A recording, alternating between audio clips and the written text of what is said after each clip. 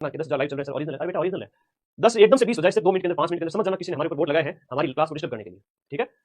कोई बात नहीं, डिस्टर्ब करेगा तो हम दूसरी बार लाइव आ जाएंगे, हमारे तो जेन्युइन लाइव है पूरे राजस्थान के अंदर सबसे ज्यादा, ठीक है। पढ़ो बिंदास तरीके से। स्वामी केशवानंद जी का जन्म है वो कौन से गांव में हुआ था? स्वामी केशवानंद जी का जन्म है वो आपके मंगलूना के अंदर हुआ। मंगलूना की बात करें, ये सीकर से संबंधित है। कहां से है? मंगलूना है वो आपका सीकर, मंगलूना सीकर। और स्वामी केशवानंद जी बात करें, शेष केशवानंद जो विश्वविद्यालय जो बना हुआ है ना, उसने हाल ही के अंदर जो जे टैग दिलवाया है अपनी सांगरी को विश्वविद्यालय, ये जो आपका है वो कहां पर बना हुआ है? बीकानेर के अंदर। स्वामी केशवानंद विश्वविद्यालय आपका बीकानेर के अंदर है और जीआई टैग मिला है हाल ही के अंदर सांगरी को, और ये दिलवाने के अंदर जो श्रेय जाता है इसी विश्वविद्यालय को जाता है। वागड़ की मीरा के नाम से कौन फेमस है? आएगा, आना पड़ेगा इस प्रश्न को, मीरा वाला प्रश्न आएगा, छप गया है, लिख लो भाई। वागड़ की मीरा, वागड़ का मतलब है राजस्थान का दक्षिणी वाला भाग, तो बांसवाड़ा डूंगरपुर के अंदर अपनी गौरी बाई, ऐसे तो गौरी देवी भी है, तो गौरी देवी की अगर बात करें तो वो पाली की भी है, बीकानेर की है, वो मांड गाई का है। तो गौरी देवी वाला जो प्रश्न आ जाए तो भी उसमें गलती मत करना। गौरी देवी कितनी है? 2 है, एक तो आपकी बीकानेर की है ना, और एक अपने पाली की है, और ये दोनों ही दोनों आपके किससे संबंधित है? मांड गायन से संबंधित है। याद करिएगा, बहुत प्यारा प्रश्न है ये, आपके मांड गायन से संबंधित है। गुरुजी मांड गायन क्या होता है? अरे महफिल गायकी होती है, जब तुम 4th ग्रेड ऑफिसर बन जाओगे, तुम भी महफिलों में जाओगे, है ना, मांड गायकी का लुत्फ उठाओगे। बस एक बार मुझे 4th ग्रेड तो बन जाने दे, ठीक है।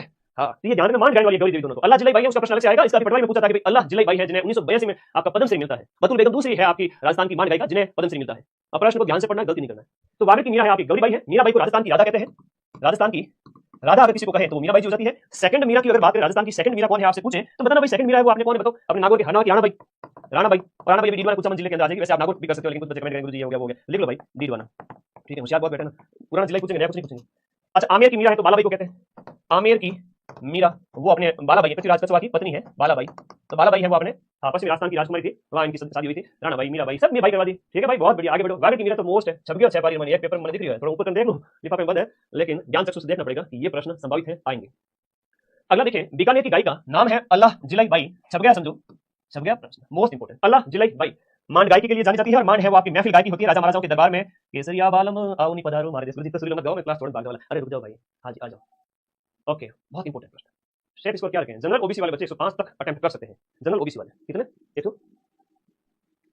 ओके, अरे वाह बहुत बढ़िया। आप लोग थोड़ा है ना फोन को होरिजेंटल करके देख लो, 11,000 लाइक जुड़े हुए हैं, तो कमेंट बहुत फास्ट आएंगे। 500 जने अभी भी कमेंट में बैठे, फोन कैसे करके कमेंट कम करो मेरे बच्चे। सीधा सीधा प्रश्न एग्जाम में आएगा, क्या प्रश्न आएगा? महफिल गायकी, महफिल गायकी जो है ना वो आपके मांड गायन। अल्लाह जिलाई बाई की बात करें, बीकानेर के महाराजा गंगा सिंह के दरबार में, बीकानेर के महाराजा गंगा सिंह के दरबार में आप थी, और अभी प्रश्न जो पटवारी पेपर में पूछा गया कि इनको मिलता है 1982 के अंदर, 1982 के अंदर Padma Shri, Padma Shri for highest civilian नागरिक अवार्ड है, ये प्रश्न आ चुका है। और केसरिया बालम को सबसे ज्यादा बार गया, और इतना ज्यादा गया कि केसरिया बालम मतलब अल्लाह जिलाई बाई, केसरिया बालम इसको सर्वाधिक गाया था। ध्यान रखना, राजस्थान के व्यक्तित्व के अंदर गवाओ, सर्वाधिक किसने गाया था? इन्होंने गाया था। एक प्रश्न आता मांगी बाई, अब मांगी बाई भी इंपोर्टेंट है, मांगी बाई भी गायिका है, लेकिन वो उदयपुर की है, उदयपुर की, और इन्होंने फर्स्ट बार गाया है, फर्स्ट बार गाया था। किसको गाया था? केसरिया बालम आओ नी पधारो मारे देश, सामने आओ तो गाँव जरा थोड़ी भी शर्म आवे, तो गाय का हुकुम में आवाज बड़ी बेसुरी। तो ध्यान रखो, मांगी बाई भी, अल्लाह जिलाई बाई भी बहुत इंपोर्टेंट है। व्यक्तित्व से सीधा सीधा प्रश्न आना पड़ेगा, आना पड़ेगा, मोस्ट है, बहुत इंपोर्टेंट है, ठीक है। ओके, अगले प्रश्न की ओर चलते हैं। नेक्स्ट, कौन से प्रसिद्ध पाकिस्तानी गजल गायक नाम है मूल रूप, देखो कौन से प्रसिद्ध पाकिस्तानी गजल गायक है वो मूल रूप से राजस्थान के निवासी थे। राजस्थान के निवासी हम बात करें, मेहंदी हसन जो है ना, मेहंदी हसन ये राजस्थानी मूल के थे, और मूल रूप से राजस्थान के थे। जब पार्टीशन हुआ उस समय पाकिस्तान में चले गए, तो आपको इनके बारे में विशेष रूप से याद रखना है। मेहंदी हसन, मेहंदी हसन आपके शहंशाही गजल के नाम से जाने जाते हैं, इनको ध्यान रखना। बाद में लाहौर में जाके बस गए, और खुदा की आवाज इनके नाम से फेमस थे ये, और शहंशाही गजल, शहंशाह गजल के नाम से फेमस थे मेहंदी हसन। राजस्थान के पंडित विश्व मोहन भट्ट, प्रसिद्ध व्यक्तित्व है, नाम याद करना। विश्व मोहन भट्ट का संबंध है वो किस वाद्य यंत्र से स्थापित किया जा सकता है? अपना सिलेबस पास में लेके बैठो, अगर रात तक कॉन्फिडेंस जबरदस्त लाना है ना, एक अच्छी बात बोलता हूँ, सिलेबस सामने रखो, इस सब पढ़ा रहे, टिक कर देना व्यक्तित्व के ऊपर, फिर दूसरे पे टिक करते जाना, टिक करते जाना, मैं स्पीड से बढ़ता जाऊंगा, हर एक सब्जेक्ट कवर करूंगा, हर एक टॉपिक कवर करूंगा। रात को जब सोओगे ना, नींद इतनी गजब आएगी, आज मजा आ जाएगा। तो प्लीज सिलेबस पास करें। विश्व मोहन भट्ट का संबंध है, मोहन वीणा का आविष्कार इन्होंने किया था। विश्व मोहन भट्ट का संबंध हो गया आपके किससे हो गया? मोहन वीणा, इनका नाम, इन्होंने आविष्कार वगैरह किया, बहुत इंपोर्टेंट है, इनके संबंध में याद रखिएगा। अगला देखो, मारवाड़ के कौन से शासक का पालन पोषण गोराधाय ने किया, जिसे मारवाड़ की पन्ना धाय कहते हैं। अब गोराधाय बहुत इंपोर्टेंट है, और इनको कहते हैं मारवाड़ की पन्ना धाय। अब इन्होंने अजीत सिंह का पालन पोषण किया या अभय सिंह का? तो बात है जसवंत सिंह के टाइम की। जसवंत सिंह का जो निधन हो गया था दबरूद के अंदर, अफगानिस्तान के अंदर, उस समय की बात है। इनके बेटे थे अजीत सिंह, इनके दरबार में हुआ करते थे आपके दुर्गादास राठौड़, जिन्होंने इनका जीवन बचाया था। और दुर्गादास राठौड़ को कहते हैं मारवाड़ का इंडिया मोती। इनकी जो छतरी है वो जोधपुर में भी है, और इनका जो गीत है ना वो आपके धूसा कहलाता है, धूसा गीत है वो आपका गोराधाय का ही है। और पन्ना धाय की बात करें तो मेवाड़ से संबंधित है। पन्ना धाय है वो आपके अपने बच्चे चंदन की बलि थी, चंदन की बलि थी, और महाराणा प्रताप जी के पिताजी उदय सिंह जी की रक्षा की थी, उदय सिंह जी की रक्षा की थी, और ये पन्ना धाय इस वजह से फेमस है, ठीक है, याद रखना। और खेजरली कांड वगैरह इनके टाइम में हुआ था, अभय सिंह के समय में हुआ था आपका खेजरली कांड हुआ था, ठीक है। इनके टाइम में मेवाड़ मारवाड़ जो है गठबंधन हुआ था। एशियाई खेलों में गोल्ड मेडल जीतने वाले जो पहले भारतीय रोवर, देखो नौकायन प्रतियोगिता जो होती है ना उसे कहते हैं। तो बजरंग लाल जी ताकर राजस्थान के कौन से जिले से बिलोंग करते हैं? तो ये राजस्थान के सीकर जिले से बिलोंग करते हैं। बजरंग लाल जी ताकर, ताकर आपको याद रखना है, ये रोइंग से संबंधित है। अब इसको रोवर कहो या रोइंग कहो या नौकायन कहो, एक ही खेल का नाम है। तो बजरंग लाल जी ताकर, ताकर सीकर, आ जाओ। फिर देखो अपूर्वी चंदेला, वो राइफल शूटिंग है, पिस्टल नहीं, पिस्टल छोटी सी होती है, राइफल है वो बड़ी होती है। तो आपके राइफल शूटर है अपूर्वी चंदेला, जयपुर की, याद रखना अपूर्वी चंदेला आपको याद रखना है। एक सीकर की मोना अग्रवाल है, जो भी वो भी जयपुर में रहती है, और अच्छे अच्छे व्यक्तित्व है, बहुत इंपोर्टेंट है, सीधे सीधे प्रश्न आते हैं। मोना का भी प्रश्न आता है, मोना अग्रवाल। और एक आपका किसका आता है? अवनी लेखरा का, अवनी लेखरा भी आपकी जयपुर की अवनी लेखरा, ये प्रसिद्ध व्यक्तित्व है राजस्थान की। अपूर्वी चंदेला का भी नाम आपको याद रखना है, बहुत इंपोर्टेंट है। हाँ जी, ओके, आगे बढ़े। नेक्स्ट अगले प्रश्न की ओर ध्यान रखिए। नेक्स्ट आगे देखिएगा, देवेंद्र झाझड़िया, छप गया समझो, मोस्ट इंपोर्टेंट है। चुरू के हैं, भाला फेंक है, जेवलिन थ्रो भी ऑप्शन में दे सकते हैं आपको, जेवलिन थ्रोअर। और अभी एक प्रश्न क्या पूछ लिया, हालांकि वो प्रश्न तो गलत था, अध्ययन बोर्ड ने जानबूझ के गलत दिया था। क्या प्रश्न था उसमें, वो ये था कि एक ही ओलंपिक के अंदर 2 गोल्ड मेडल, एक ही पैरालंपिक के अंदर 2 गोल्ड जीते, हालांकि एक में नहीं जीते उन्होंने, अलग-अलग में जीते, एक रियो में जीता और एक 2000 आई थिंक 4 के आसपास। तो पैरा ओलंपिक के अंदर 2 गोल्ड मेडल जीतने वाले अपने देवेंद्र झाझड़िया जी हैं, जो कि आपके चुरू जिले से बिलोंग करते हैं। ध्यान रखिएगा इनके संबंध में भी, ठीक है, बहुत इंपोर्टेंट है। राजस्थान में बेटी बचाओ बेटी पढ़ाओ की ब्रांड एम्बेसडर अवनी लेख रही है, ये भी पैराशूटर है और इनको हम करंट अफेयर्स में खूब पढ़ते हैं। और आपका संबंध भी कहां से है, जयपुर से है, तो शूटिंग की खिलाड़ी है, नाम है इनका क्या, हाँ, इनका नाम है अवनी लेख। सीधा सीधा प्रश्न आता है, मोस्ट इंपोर्टेंट है, ठीक है। हाँ जी, अगला देखो, टोक्यो पैरालंपिक के समापन समारोह में कौन सा खिलाड़ी भारतीय ध्वजवाहक बना था। भारतीय ध्वजवाहक है वो कौन से खिलाड़ी को बनाया गया था आपके टोक्यो पैरालंपिक जो संपन्न, उसमें अवनी लेख रहा है वो बनी थी, करंट से प्रश्न पूछा गया था। आगे देखिएगा, राजपूताने में प्रचलित प्राचीन लिपि का क्या नाम है। राजपूताने के अंदर प्रचलित प्राचीन लिपि का नाम क्या है, ये आपसे पूछा जा रहा है। देखो, हम लिपि की बात करें तो लिपि ब्राह्मी है, प्राकृत भाषा है, प्राचीन समय से चली आ रही लिपि। हमारे अभिलेखों के अंदर भी संस्कृत भाषा ब्राह्मी लिपि है ना, अशोक के अभिलेखों वगैरह की बात करें, खरोष्ट लिपि, ब्राह्मी लिपि, तो ब्राह्मी लिपि है अपने राजस्थान। डडकी, उत्तर भारत में पूरा मानो, क्या दिक्कत है। डडकी है, ठाड़ी है, खैराई है, ये उपबोली राजस्थान की कौन सी बोली से संबंधित है। ड से डडकी, ज से जैसलमेर। डीजे वाले बाबू मेरा गाना बजा दो, ये जैसलमेर की बोली है। कहां की है, जैसलमेर की बोली है। तो ये मारवाड़ी के अंदर आती है। राजस्थान के अंदर बोलियों की अगर बात करें, भाषा साहित्य और बोलियां आपके सिलेबस में, थोड़ा सा दिमाग को खुला रखना मेरे भाई, सीधी सी बात बताता हूं। हम बात करें पूर्वी राजस्थान, तो इधर तो पश्चिमी राजस्थान के अंदर हो जाएगी आपकी मारवाड़ी और उसकी उपबोलियां, और इधर हो जाएगी आपकी ढूंढाड़ी और उसकी उपबोलियां। अब ढूंढाड़ी के अंदर कई सारी आ जाती है, मारवाड़ी के अंदर थड़ी है, डडकी है, गोडवाड़ी है, ये सारी आ जाती है। शेखावटी भी इसके अंदर आ जाती है, लोहान आ जाती है, थड़ी थड़ी बीकानेर में ना, और बीकानेर के लोगों को थड़िया कहते हैं कई बार। थड़िया थड़िया नहीं कहो, क्या हो भाई, धीरे धीरे पूछ रहा भाई, थारा नाम की थड़ी। तो सीधी सी बात, बीकानेर वालों को थड़िया बोलते हैं, जैसलमेर वालों को यहाँ डडकी बोली है, यहाँ थड़ी बोली है, गोडवाड़ी है। तो पश्चिमी राजस्थान की बोली कौन सी, मारवाड़ी, सीधा समझ लो। और इसकी जो साहित्यिक भाषा है ना, उसका नाम है डिंगल। इसकी साहित्यिक भाषा डिंगल है और इसकी जो साहित्यिक भाषा है वो पिंगल है। अब ये प्रश्न भी कई बार आता है, तो पूर्वी राजस्थान के अंदर जो साहित्य लिखा गया वो आपके पिंगल नाम से है ना, पिंगल साहित्य आप कह सकते हो। ये तो आरएस मेंस में भी आता है, याद करना ही नहीं है, बस मेरा डर ही काफी है, ठीक है ना। हाँ, डरो को नहीं होंगे, सीधी सी बात है, कह रहा हूँ बस। हाँ, नजर नीचे होनी, गुरुजी कह रहे हैं ना, सीधी सी बात है। जब विद्या ददाति विनयम, गुरुजी के प्रति समर्पण भाव है, विनम्रता का भाव है, तो पढ़ाई अपने आप आती है। तो पिंगल याद रखना, डिंगल याद रखना, ये साहित्यिक भाषा होगी, इधर ये पश्चिम की होगी और वो उधर पूर्वी होगी। तो ये इधर सीधा सीधा प्रश्न आता है, फिर इसके अंदर की बोलियां पूछ लेते हैं। रांगड़ी बोली किसका मिश्रण है। अब देखो, ये मामा का मिश्रण है, मामा रांगड़ है, मामा क्या है, रंगड़ है, माँ से मारवाड़ी, माँ से मालवी, तो मामा है वो रंगड़। ऐसे याद रखो, मालवी मारवाड़ी। अब राजस्थान की इस क्षेत्र की अगर बात करें, यहाँ पर बोली जाती है, झालावाड़ वाला क्षेत्र वगैरह, वहां पर है वो आपके ये बोली जाती है। सुमिलित करनी है थानों को, बोलिए ना, ठीक है, एकदम परफेक्ट लाइव है। लास्ट टाइम में तो अभी ठीक है, कल 15,000 लाइव आएंगे, चिंता मत करो, एकदम जेन्युइन बढ़िया वाले, चिंता मत करो। हाँ, 10 दिन पहले जब अपने 4,000 लेख चल रहे थे, उसमें डरने की आवश्यकता, अब कोई नहीं। एक सब्जेक्ट खत्म करूंगा तब तक मैं भी नहीं बोलूंगा, एक सब्जेक्ट खत्म करूंगा तब तक तुम लोग भी नहीं बोलोगे। चिंता से एकदम फ्री होकर फोन को होरिजेंटल करके बैठो और चल मेरी ढोल की डमा की डम, किसका जिंटिया किसका दम। बागड़ी की बात करें, दिए गए ऑप्शन के अनुसार, दिए गए ऑप्शन के अनुसार देखो, बागड़ी जो है ना वो हनुमानगढ़ करना, लेकिन वागड़ी की बात करें, वागड़ी की बात करें तो ये आपके दक्षिणी राजस्थान, बांसवाड़ा डूंगरपुर करना, बांसवाड़ा बांसवाड़ा डूंगरपुर, ये बांसवाड़ा डूंगरपुर वागड़ी है, लेकिन बागड़ी और हनुमानगढ़ में बोली जाती है आपके बागड़ी। जगराती की बात करें, जगराती है तो जगराती करौली, मात्रा का थोड़ा ध्यान रखो आराम से, ये नहीं मात्रा, जगराती करौली में। धावड़ी, धावड़िया लोग भी कहते थे, तो ये धावड़ी उदयपुर के अंदर, मेवाड़ में धावड़िया। और गोडवाड़ से पाली और शिरोई वाला, गोडवाड़ है वो पाली और शिरोई वाला। बिल्कुल सीधा सिंपल क्वेश्चन है, 1 3 4 2, 1 3, सी के सामने 2 आएगा, सी के सामने यहाँ पर 2 करिए, सी के सामने यहाँ 2 आएगा और डी के सामने यहाँ 4 आएगा, ठीक है, ओके। सिंपल सी बोली है, राजस्थान में बोली 40 क्वेश्चन हिस्ट्री कल्चर ज्योग्राफी, हमें 40 में से 40 सही करना है। अहिरवाटी बोली राजस्थान के कौन से क्षेत्र में बोली जाती है। राजस्थान का जो ये इलाका है, यहाँ पर इस क्षेत्र के अंदर बात करें, मेवात क्षेत्र के अंदर, जहां पर डूंगर पहिया आपका अलवर, भरतपुर, खैरतल, तिजारा, डी वगैरह जिले आ जाते हैं। मेवात, जहां पर रसिया, बंगरसिया, मेवाती बोली, लादा जी फेमस है।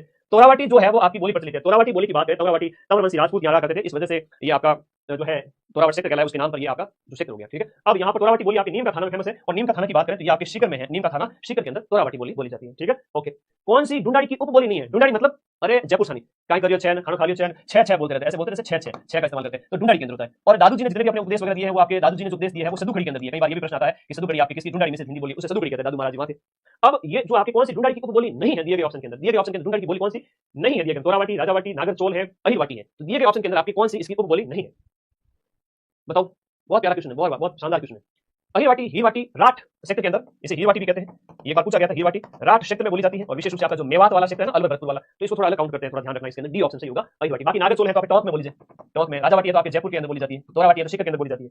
राजस्थानी बोलियों में निम्न किस पर गुजराती का मजबूत प्रभाव है। आप देखो, गुजराती का मजबूत प्रभाव दिए गए में से किस पे होगा। गुजरात के पास में कौन रहते हैं, डूंगरपुर बांसवाड़ा वाले लोग, तो केम छो, मजा में छो, तो यहाँ पर आपके बागड़ी जो है, बागड़ी बोली होती है, कहेंगे बागड़ी, बागड़ी कहेंगे तो बागड़ी आपकी हो जाती है। बाकी पर गुजराती प्रभाव नहीं है, ये ऊपर होता है राजस्थान का इलाका, गुजरात अपने जस्ट नीचे है। निम्न में से किस क्षेत्र में ढूंढाड़ी भाषा प्रधानता में बोली जाती है। ढूंढाड़ी कहां पर बोली जाएगी, जयपुर राजधानी क्षेत्र में आपके केम छो नहीं काय करियो छह ऐसे, और गुजराती बोलते केम छो उस टाइप से, तो छह का प्रयोग इसमें करते हैं। ग्रियर्सन ने किस बोली को भीली बोली कहा है, बहुत इंपॉर्टेंट प्रश्न है, लिख लीजिएगा दिमाग के अंदर। अब्राहम ग्रियर्सन ने भीली बोली की संख्या, जहां भील लोग बहुत ज्यादा है, वागड़ी से बोली को, बांसवाड़ा डूंगरपुर में वागी बोली जाती है, उस बोली को इन्होंने क्या कहा है, भीली बोली की संख्या दी है। और राजस्थानी भाषा का जो वर्गीकरण सबसे पहले वैज्ञानिक रूप से इन्होंने किया था 1912 के अंदर, लिंग्विस्टिक सर्वे ऑफ इंडिया के अंदर, वो प्रश्न भी पूछा है, ये भीली वाला भी पूछा है। उदयपुर, भीलवाड़ा और चित्तौड़गढ़ में कौन सी बोली बोली जाती है। अब मेवाड़ का जो क्षेत्र है, हम बात करें मेवाड़ के क्षेत्र की बात करें, मेवाड़ में कौन कौन से जिले आते हैं सर। मेवाड़ में आते हैं रांची, ऊभी। अब रांची ऊभी क्या है सर, रांची ऊभी सू, हाँ, राज से राजसमंद का जिला है, ये मेवाड़ में आते हैं। राजसमंद हो गया, फिर आपका हो गया चित्तौड़ वाला जिला हो गया, राजसमंद है, चित्तौड़ है, और फिर आपका उदयपुर है, उदयपुर, भीलवाड़ा, और आज के टाइम का नया जिला आपका सलूम्बर। तो ये सब के सब मेवाड़ में आ जाते हैं। दीज ऑल आर इन प्राचीन जो अपना मेवाड़ है उसमें, तो वहां पर मेवाड़ी बोली बोली जाए। रांग लिया तो गोडवाड़ी उपबोली कौन सी राजस्थानी भाषा से संबंधित है? गोडवाड़ी की अगर हम बात करें तो गोडवाड़ी है इसकी आपके मारवाड़ी की उपबोली है। गोडवाड़ क्षेत्र की बात करें तो अभी जस्ट मैंने पीछे बताया था पाली और सिरोही, हाँ पाली और सिरोही क्षेत्र में गोडवाड़ी बोली जाए, गोडवाड़ क्षेत्र कहलाता है। मारवाड़ी की उपबोली कौन सी है? शेखावाटी है वो आपकी मारवाड़ी की उपबोली है, बाकी सभी ढूंढाई की हो जाती है। आप ध्यान रखना इसमें कि जो शेखावाटी है इसको आपके मारवाड़ी में काउंट किया जाएगा, क्योंकि चूरू है बीकानेर से लगता हुआ, तो थोड़ा सा इस चीज को ध्यान रखना कि वहां पर चूरू सीकर और झुंझुनू में ये आपके बोली जाती है। तो ये जो इलाका है चूरू सीकर और झुंझुनू वाला, चूरू सीकर और झुंझुनू वाला, ठीक है, बस याद कर लेना नॉर्मली। आगे देखो, राजस्थानी का स्वतंत्र भाषा के रूप में वैज्ञानिक विश्लेषण करने वाले प्रथम विद्वान कौन से? वेरी इंपोर्टेंट है कि राजस्थानी भाषा का एकदम स्वतंत्र रूप से कि राजस्थानी भाषा स्वतंत्र है, ये सबसे पहला वर्गीकरण 1912 के अंदर किया था आपके लिंग्विस्टिक सर्वे ऑफ इंडिया के अंदर। लिंग्विस्टिक सर्वे किया गया था भाषाओं का, लिंग्विस्टिक सर्वे ऑफ इंडिया, और इसके अंदर 1912 में जॉर्ज अब्राहम ग्रियर्सन ने, और इन्होंने जो आपकी राजस्थानी जो भाषाएं हैं इनको 5 भागों में बांटा है, 5 भागों में बांटा है राजस्थानी भाषा को 5 भागों में इन्होंने बांटा है। राजस्थान की भाषा के लिए राजस्थानी शब्द का प्रयोग सर्वप्रथम किसने किया? राजस्थानी भाषा के लिए राजस्थानी भाषा का शब्द का प्रयोग है कि राजस्थान के लोगों के द्वारा जो बोली बोली जाती है वो राजस्थानी भाषा है, ये ग्रियर्सन ने कहा था। और 5वां गियर लगाया इन्होंने अपनी गाड़ी के अंदर, बोल दिया कि भाई राजस्थान में 5 बोलियां कितनी है? 5 है। कौन से ने किसने बोला? ग्रियर्सन ने बोला। वेरी इंपोर्टेंट है, एग्जाम में पूछा जाता है। गलत जोड़ा बताना आपको दिए गए में, भाषा क्लियर होती है, अब सीधा सा व्यक्तित्व पढ़ा दिया, भाषा पढ़ा दिया, अब सीधा प्रश्न आ रहा है साहित्य का, ठीक है तैयार हो? साहित्य मान दो। तो राजस्थान के साहित्य के अंदर द्वारकानाथ भट्ट के द्वारा लिखा गया था राजचंद्र का, छोड़ो, दलपत विजय जो आपके दलपत के द्वारा कुमार लिखा गया था, ये कथन सही है। कुंभा के द्वारा लिखा गया ग्रंथ जो बार-बार एग्जाम में आता है वो है संगीत राज, मोस्ट इंपोर्टेंट क्वेश्चन है संगीत राज, संगीत मीमांसा, सूर्य प्रबंध, ये सब कुंभा के ग्रंथ है। फिर विजय दानसी देता, ये आशा होगा विजय दानसी देता की रचना का मैंने शॉर्ट्स भी डाला हुआ है, जहां पर चौधरी बातारी फुलवारी मोस्ट है उनके अंदर, बातारी फुलवारी, और बातारी फुलवारी के अंदर जो खंड है टोटल 14 खंड है, बातारी फुलवारी मोस्ट है। सुमेलित करना है दिए गए ऑप्शन को यहां पर कि कौन सा जोड़ा सही है। जयानंद के द्वारा पृथ्वीराज विजय लिखा गया, बहुत इंपोर्टेंट ग्रंथ है, याद रखना, जय पृथ्वीराज विजय ऐसे सुमेलित कर लो, एक के सामने 3 कर लो, तो देखो एक के सामने 3, तो ये एलिमिनेट हो गया, ये भी हो गया, ये भी हट जाओ भाई, ऑप्शन बचे 2। फिर नयन चंद्र सूरी, क्वेश्चन नंबर 38 देखो, नयन चंद्र सूरी, न य न चंद्र, न य न हमीर महाकाव्य, ये यहां भी आ रहा, थोड़ा सा मेल किया करो, नयन चंद्र से हमीर महाकाव्य, तो बी के सामने गुरुजी 1 आ गया, सी के सामने चंद्रशेखर, ये चंद्रशेखर के द्वारा आपके हाड़ा चौहान के ऊपर लिखा गया ग्रंथ सूजन चरित्र है। हरिभद्र सूरी का समरित कहां, बहुत इंपोर्टेंट है, देखते ही ऑप्शन नंबर 2 यहां पर सही हो गया। ऐसे प्रश्न बहुत सरल होते हैं, डरना मत, ठीक है, ओके। कौन सा प्रसिद्ध उपन्यास राजस्थान के नथमल जोशी के द्वारा नहीं लिखा गया? अभी एक पेपर हुआ उसमें पूछ लिया, एक बींदनी 2 बींद, एक बींदनी 2 बींद, एक वाइफ के 2 हस्बैंड, ये रचना किसकी है? महाराजस्थान के अंदर ये रचना है, एक बींदनी 2 बींद है, और आबे पट की है, ये दोनों के दोनों इसकी है, किसकी है? मतलब दोनों ए और जो है नथमल जोशी की रचना है, ऑप्शन इसके अंदर दोनों है, ठीक है। एड्रेस बोर्ड भी कई बार गलती करेगा, तो इसलिए मैं आपको ट्रेन कर रहा हूं, ऑप्शन 1 एंड 3, एक बींदनी 2 बींद, ये प्रश्न अभी जस्ट 1 महीने पहले पूछा है एड्रेस बोर्ड ने, एक बींदनी 2 बींद नथमल जोशी रचना, आबे पट की, इनकी आजादी के बाद में लिखी गई अच्छी रचना है, बहुत प्यारी रचना, याद कर लेना, दोनों नथमल जी की है, नथमल जी आबे से नथ आगे गिरी, एक बींदनी 2 बींद, आगे आ जाओ, अब हूं गोरी की प्यूरी, गोरी को खुद को नहीं पता कि मैं किस प्यू की हूं, ये उपन्यास है, राजस्थानी भाषा का क्या है? उपन्यास है। When I was in class 12 मेरा राजस्थानी साहित्य था, हालांकि वहां पर दूसरा सब्जेक्ट था नहीं, तो उसमें मुझे ये सब्जेक्ट पढ़ना पड़ा, उसमें ये उपन्यास था हमारे, तो राजस्थानी भाषा का उपन्यास है हूं गोरी किन प्यूरी, तो ये एक यादवेंद्र शर्मा चंद्र, हूं गोरी किन प्यूरी, यादवेंद्र शर्मा चंद्र की रचना, बहुत प्यारी रचना है, एग्जाम में पूछा जाता है। अमर चौधरी कहानी संग्रह के प्रमुख रचनाकार कौन है? अमर चौधरी कहानी की रचनाकार कौन है? कहानी अमर चौधरी है वो अमर नरसिंह राजपुरोहित की रचना है, अमर चौधरी, नरसिंह राजपुरोहित, अमर चौधरी, अमर चौधरी। तो आते ही 1 आधे घंटे में 50,000 बच्चे पढ़ा दिए, मन लगा 10 लाख पढ़ने जाओ थे, वाह भाई, इस प्यार के लिए शुक्रिया दिल से, ठीक है, बहुत मेहनत करूंगा, चिंता न करो तुम लोग। राज रत्नाकर का लेखक कौन है? गुरुजी राज तो सदा को नहीं रहे, हाँ जी ये बात है क्या, तो राज का लेखक कौन हो गया? गुरुजी राज सदा ही रहता है, राज है वो कई बार आता है जाता है, मेवाड़ के संबंधित है, आपका ग्रंथ है मेवाड़ के गुहिलों से संबंधित है, राज रत्नाकर, ठीक है, आगे आ जाओ। अच्छा, नथमल जोशी द्वारा नहीं लिखा गया, अरे भाई भोले बालक, इसमें कह रहा है कि नथमल जोशी द्वारा नहीं लिखा गया, तो नथमल जोशी द्वारा नहीं लिखे गए, 2 और 3 नहीं लिखे गए, 2 और 4 नहीं लिखे गए, कॉमन बात है, तुम लोग डिस्टर्ब मत करना मेरे को, मैं इंफॉर्मेशन बता देता हूं, है ना, रात में सिर्फ 4 घंटे नींद ली हुई है, आज फिर जगूंगा तुम लोगों के लिए, है ना, सकल से पता चल रहा है, थोड़ा पेशेंस करो।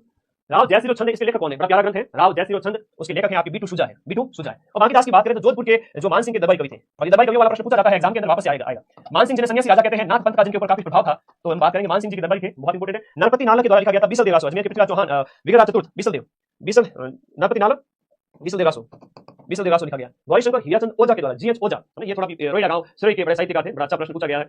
गौरीशंकर हीराचंद ओझा के द्वारा इतना प्यारा ग्रंथ लिखा गया, एग्जाम में आता है। आज तुम्हारा भाई वही लिखा है जो परीक्षा में आते हैं, तो मास्टर सरस्वती हमारे पर मैं करें कि इसमें से ज्यादा क्वेश्चन आने चाहिए और आएंगे। लेकिन ग्रंथ लिखा गया था प्राचीन भारतीय लिपिमाला, प्राचीन भारतीय लिपिमाला, पर प्राचीन भारतीय जो लिपिमाला ग्रंथ है वो बार-बार एग्जाम में आता है, इनका है अर्ली चौहान डायनेस्टी, 10 से 10 शर्मा का ग्रंथ है, ये थोड़ा फेमस है तो मैंने बता दिया। अब राव जयसिरो छंद वो बीटू सुजा की रचना है, कल्याणमल को जो है कलयुग का कर्ण बताया गया है, ठीक है, उसमें बड़ी इंपोर्टेंट है। सुमेलित कौन सा नहीं है?